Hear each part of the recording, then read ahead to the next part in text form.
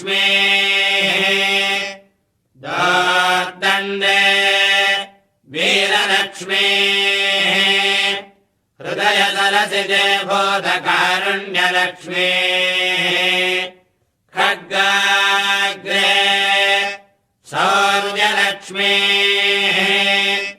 निखिलगुणगणाडम्बरे कीर्तिलक्ष्मीः सर्वाङ्गे सौम्यलक्ष्मीः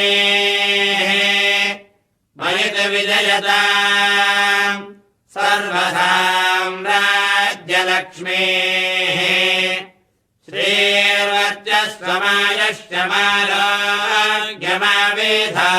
श्रीर्वर्चस्वमायश्चमारोग्यमावेधाच्चोभमानम् महीयते